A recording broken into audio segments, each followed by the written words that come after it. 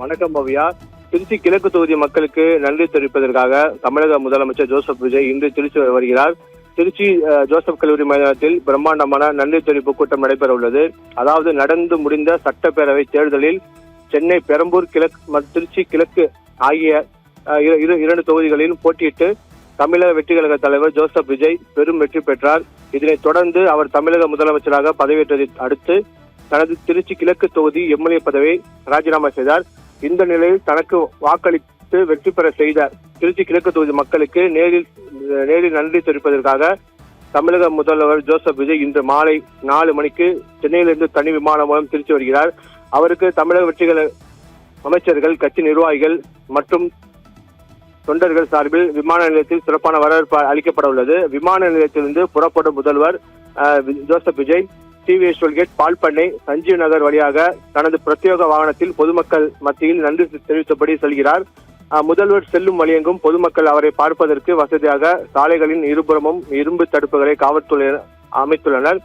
அதனைத் தொடர்ந்து பொதுக்கூட்டம் நடைபெற உள்ள திருச்சி புனித ஜோசப் கல்லூரி மைதானத்திற்கு செல்லும் முதல்வர் அங்கு அமைக்கப்பட்டுள்ள பிரம்மாண்டமான பந்தலின் முகப்பு பகுதியில் தனது வாகனத்தில் இருந்தபடி பொதுமக்கள் மத்தியில் உரையாற்றுகிறார். புனித ஜோசப் கல்லூரி மைதானத்தில் பொதுமக்கள் அமர்வதற்கு பிரம்மாண்டமான பந்தல் அமைக்கப்பட்டு சுமார் 7500 நாற்காலிகள் போடப்பட்டுள்ளன.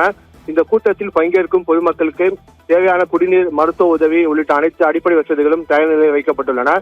முதல்வரை வரவேற்கும் விதமாக விமான நிலையத்திலிருந்து ஜோசப் கல்லூரி வரை வழிநெடுகிலும் தாவைக்க குடிக்கம்பங்கள் நடப்பட்டு ஆங்காங்கே பிரம்மாண்டமான சுவர் விளம்பரங்களும் அமைக்கப்பட்டுள்ளன. முதல்வர் பேசும் இடம் மற்றும் அவர் பயணிக்கும் பாதையில் சுமார் 1000 போலீசார் பாதுகாப்பு பணியில் ஈடுபடுத்தப்பட்டுள்ளனர்.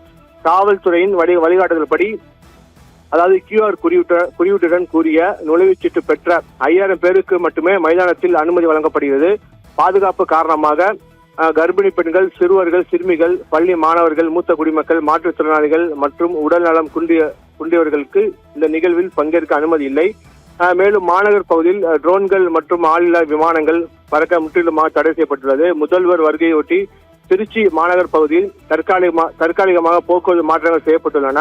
விழாவிற்கு வரும் வாகனங்களை பொதுமக்களுக்கு போக்குவரத்திற்கும் இடையூறு ஏற்படாத வகையில் ஒதுக்கப்பட இடங்களில் மட்டுமே நிறுத்த வேண்டும் எனவும், இந்த நெரிசலற்ற நிகழ்விற்கு அனைவரும் ஒத்துழைப்பு வழங்க வேண்டும் என கேட்டுக்கொள்ளப்பட்டுள்ளது.